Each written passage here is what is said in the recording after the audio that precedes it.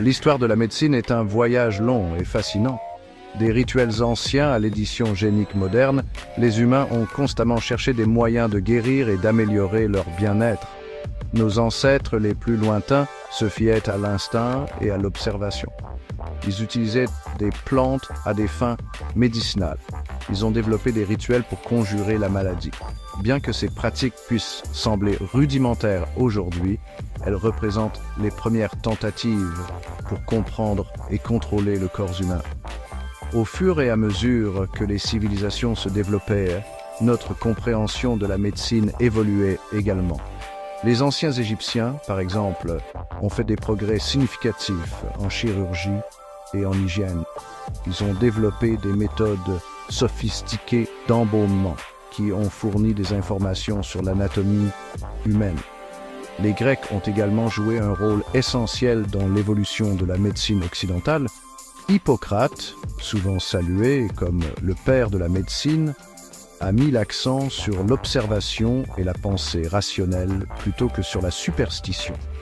L'Empire romain, connu pour ses prouesses en ingénierie, a également apporté des contributions notables à la santé publique.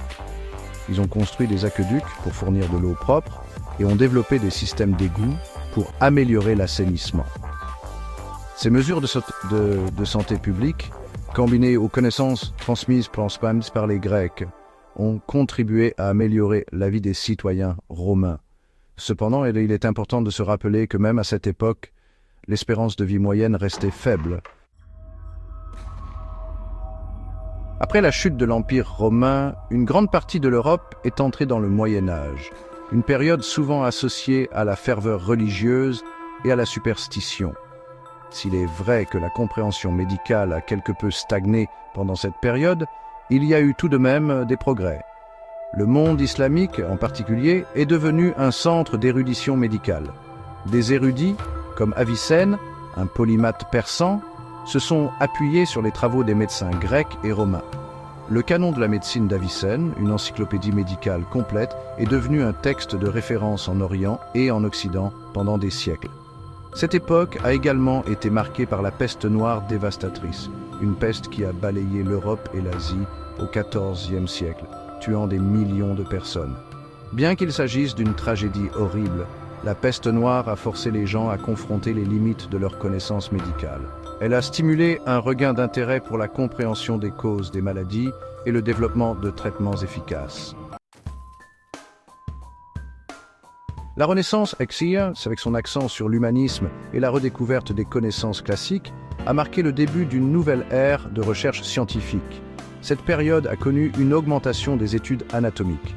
André Vézal, un médecin flamand, a remis en question des croyances de longue date en effectuant des dissections méticuleuses de cadavres humains.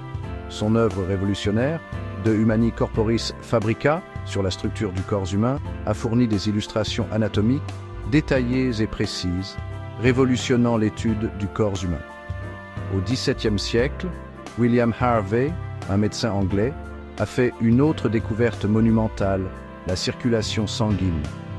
Les travaux de Harvey, basés sur une observation et une expérimentation minutieuse, ont bouleversé les anciennes théories de Galien et ont jeté les bases de la physiologie moderne.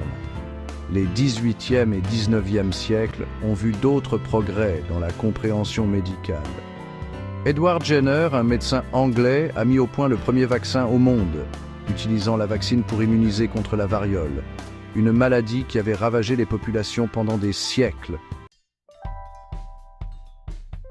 Le XXe siècle a été témoin d'une explosion sans précédent de découvertes médicales.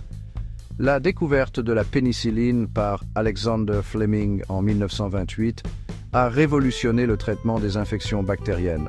Cette découverte fortuite, survenue lorsque Fleming a remarqué une moisissure inhibant la croissance bactérienne dans son laboratoire, a marqué le début de l'ère des antibiotiques, sauvant d'innombrables vies. Les vaccins sont devenus de plus en plus sophistiqués. La rougeole, les oreillons, la rubéole et la polio, autrefois des maladies infantiles courantes, ont été maîtrisés grâce à des programmes de vaccination efficaces. La transplantation d'organes, autrefois considérée comme de la science-fiction, est devenue une réalité.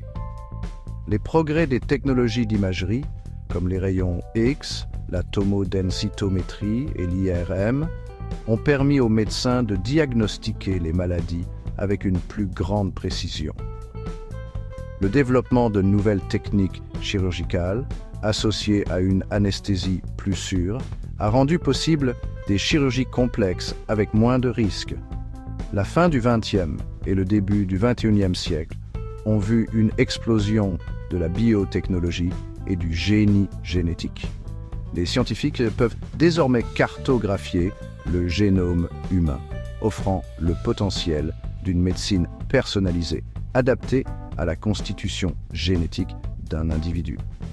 Les techniques d'édition de gènes, comme CRISPR-Cas9, promettent de corriger les défauts génétiques et potentiellement de guérir les maladies héréditaires.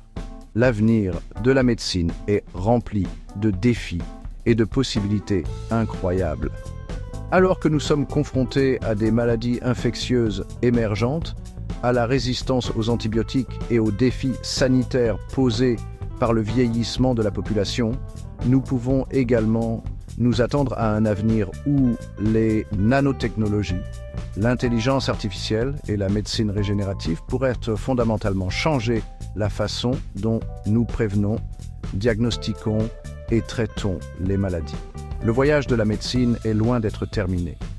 Si le passé est une indication, l'avenir réserve des découvertes encore plus remarquables qui continueront à transformer la santé humaine et à prolonger notre durée de vie.